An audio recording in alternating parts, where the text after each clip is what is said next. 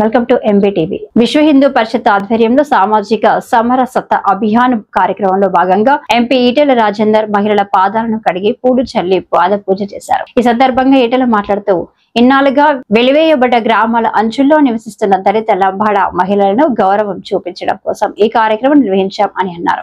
స్వాతంత్ర్యం వచ్చినా కొన్ని వర్గాలు ఇంకా సమాజంలో వివక్షకు గురవుతున్నాయని గుర్తు చేశారు. 2 గ్లాసుల వ్యవస్థ ఇప్పటికీ కొన్ని ప్రాంతాల్లో కొనసాగుతోందని ఆవేదన వ్యక్తం చేశారు. కుల మతాలకు అతీతంగా సమానత్వ భావన పెంపొందించేందుకు సామాజిక సమరసత కార్యక్రమం ముఖ్య పాత్ర పోషిస్తుందని పేర్కొన్నారు. ఈ పాద పూజ ఆ జాతి బిడ్డలకు గౌరవాన్ని, విశ్వాసాన్ని అందిస్తుంది. భవిష్యత్తులో ఇలాంటి వివక్ష వ్యవస్థలు పూర్తిగా నిర్మూలించబడాలని కోరుకుంటున్నాను అని ఈటెల స్పష్టం చేశారు. కార్యక్రమంలో పాల్గొన్న ధనుంజయ గారికి ఆయన ప్రత్యేక ధన్యవాదాలు తెలిపారు.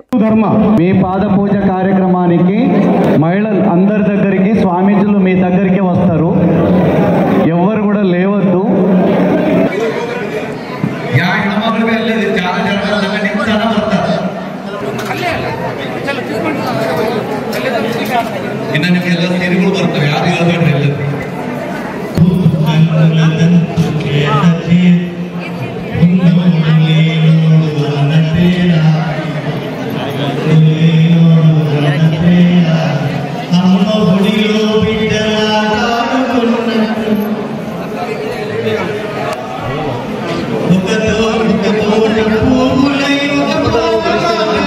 నేను నీకు కనుచుతున్నా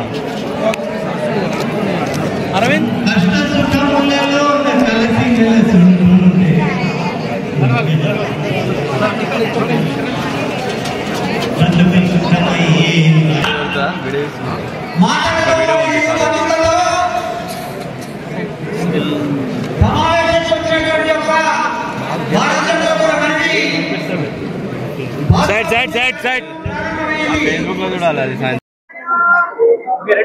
విశ్వ హిందూ పరిషత్లో ఒక భాగమైనటువంటి సామాజిక సమరత ఈరోజు కల్టీలో ఏ జాతి అయితే ఇన్నాళ్ళుగా వెలివేయబడ్డదో, ఏ ఊరికి వెళ్ళినా దళితవాడ ఊరు బయటనే ఉంటుంది. తండాల రూపంలో లంబాడాలు జీవిస్తే తప్ప గ్రామాలను నివసించే పరిస్థితి. ఇన్ని సంవత్సరాల స్వతంత్ర భారతదేశంలో ఈనాటికి కూడా దళిత జాతి కానీ లంబాడా జాతి కానీ ఊరికి విశేషగా ఉండి అవమానపడుతున్న సందర్భంలో మనుషులందరూ సమానమైనటువంటి కులాలు లేని, మతాలు లేని మనుషులందరూ సమానంగా ఉన్నటువంటి భావన అయితే ఉందో అది అమలు కావట్లేదు. కాబట్టి ఈ సామాజిక సమరత ఈరోజు వెలివేయబడ్డ జాతి ఆడబిడ్డల్ని, వాళ్ళ లంబాడ ఆడబిడ్డలు కావచ్చు, దళిత ఆడబిడ్డల్ని ఇలా స్వామీజీలు మాతో సహా ఇలా పాద పూజ నిర్వహించడం జరిగింది. ఈ పాద పూజ ఆ జాతిలో ఒక విశ్వాసాన్ని, ఒక గౌరవాన్ని పెంచుతుందని చెప్పి నేను భావిస్తా ఉన్నాం. చాలా కాలం నిజామాబాద్ జిల్లాలో ఇలాంటి ప్రాంతాల్లో 2 గ్లాసుల సిస్టమ్ ఉంది. వాళ్ళ గ్లాసు వాళ్ళే చా తాగాలి, వాళ్ళ గ్లాసు తీసుకపోయి ఒక దాచుకోవాలి, మళ్ళీ హోటల్కి వస్తే మళ్ళీ అదే గ్లాసులో చా తాగేటువంటి దౌర్భాగ్య పరిస్థితి. చిన్నప్పుడు దళితులు ముట్టుకుంటే పసుపు నీళ్ళు చల్లుకునేటువంటి దుష్ట సాంప్రదాయాలు కూడా ఉండే.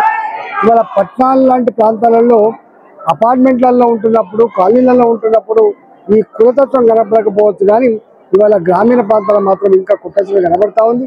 ఇది రూపమప్పడానికి చేసేటువంటి ఈ ప్రయత్నం ఇది సజావుగా సాగాలని, మరింత గొప్పగా సాగాలని చెప్పి మనస్ఫూర్తిగా కోరుకుంటూ ఇవాళ ఈ కార్యక్రమంలో నన్ను భాగస్వామ్యం చేసేటువంటి వ్యక్తి మా ధనంజయ గారు ఒక మంచి గౌరవాన్ని కలిగించాలని నేను భావిస్తూ ఉన్నాం.